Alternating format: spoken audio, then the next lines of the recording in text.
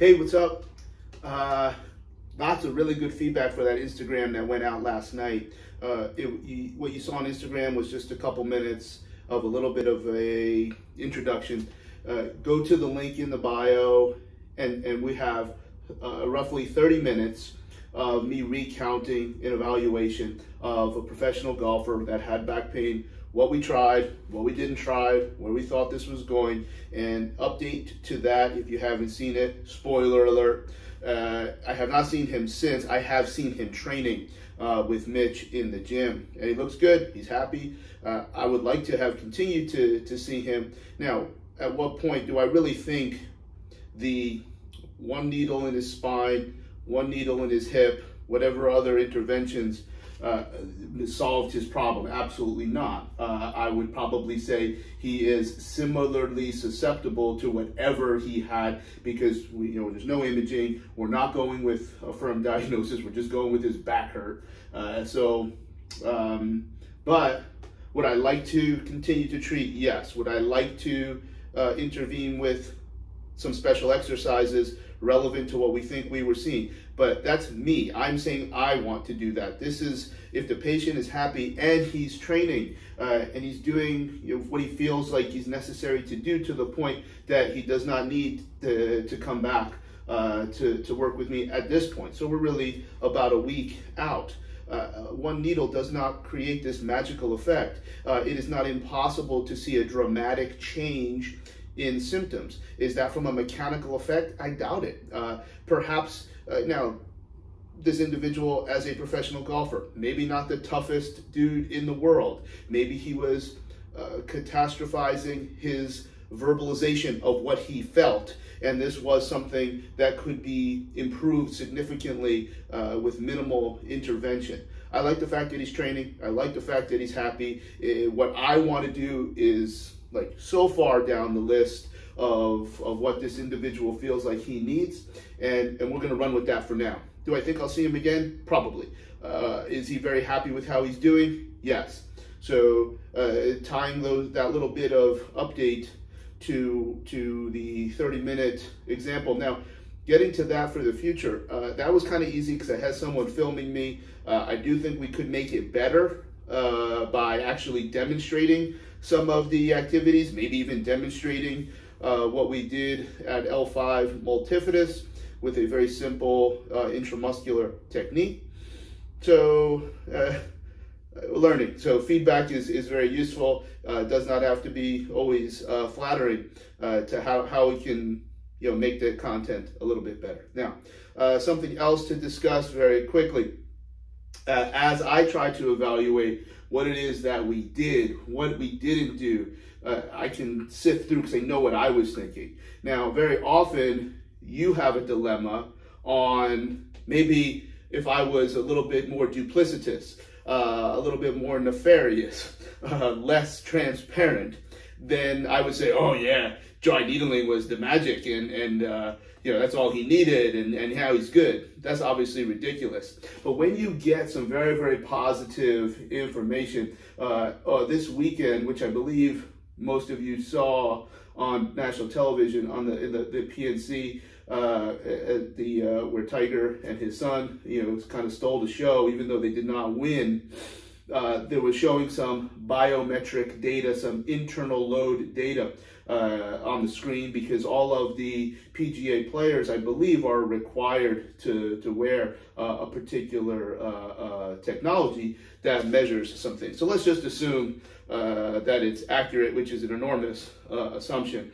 But we saw that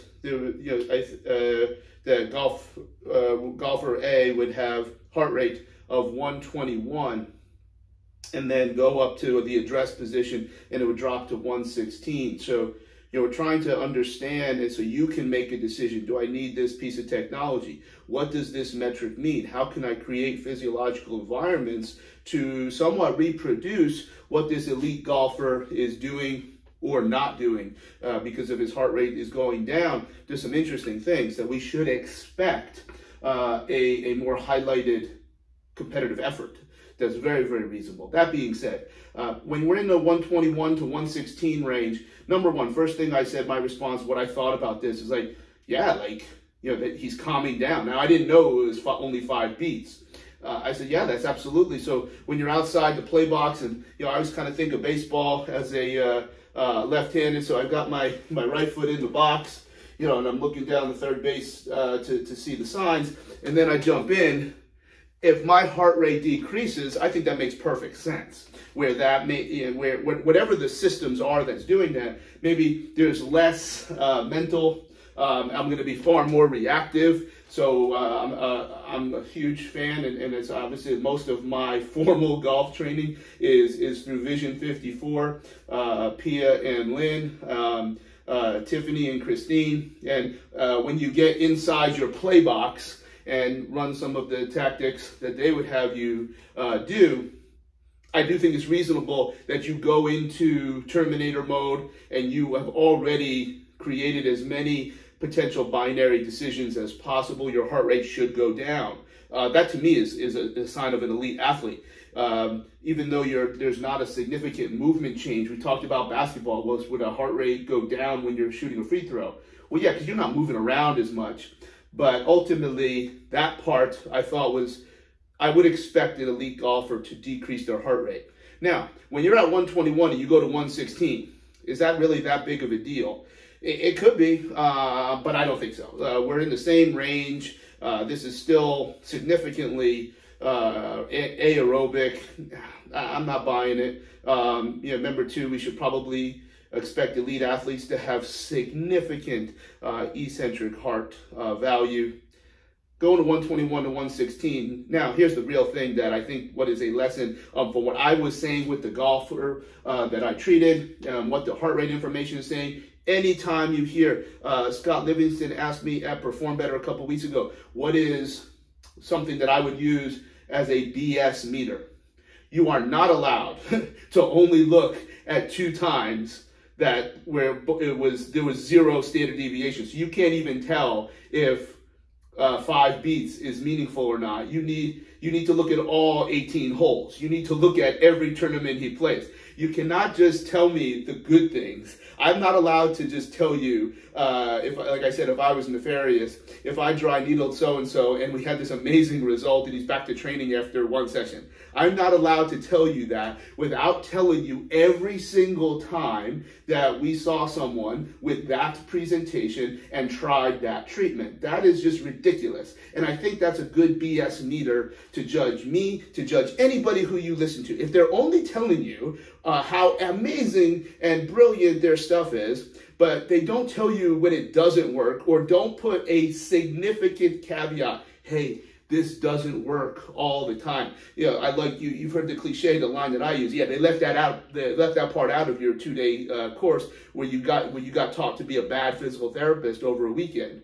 They leave it out where the methodology doesn't need to apply all the time, and it's not possible to apply all the time. So again, going back, we've got the data management process that we're going to look at. If you only have 2, now 2 does get you into science. However, if you don't have a standard deviation, meaning the change of 121 heart rate to 116 for the 2 times that they reported is the same, you have no way of knowing if that drop was significant. We need a whole bunch more, and you need change. And even within that, you may not have enough of a change to say that that actually matters. So there's no explanation as to why, because in theory, it didn't change. 121 and 116 were not different, and you should not be impressed. You have no reason to be impressed by what you were told. It's just like you should not be impressed by me saying that if I dry needled golfer X and he had this amazing result. I need to tell you every single time. I need to tell you when it worked. I need to tell you when it didn't work. And we need to surround it with all of the unique context. And even then, you can still demand more context, because my context will never be the same as someone else's, and vice versa.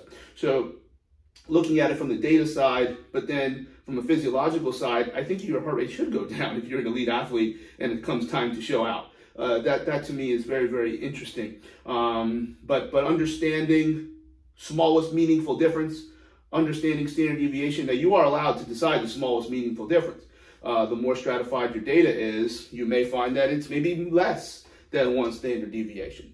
But I think it's very, very important to not necessarily mimic, not necessarily duplicate, but make people tell you everything. You're not allowed to just say, hey, here's only the good things that happen. Here's only the times that it has worked. I think we need to talk about all the times where it hasn't worked. So hopefully that makes sense. And I'll tell you what has not worked yet in the Crichton section of Mobile, Alabama. They have not found what they're looking for. But if you happen to see a leprechaun, say, yeah,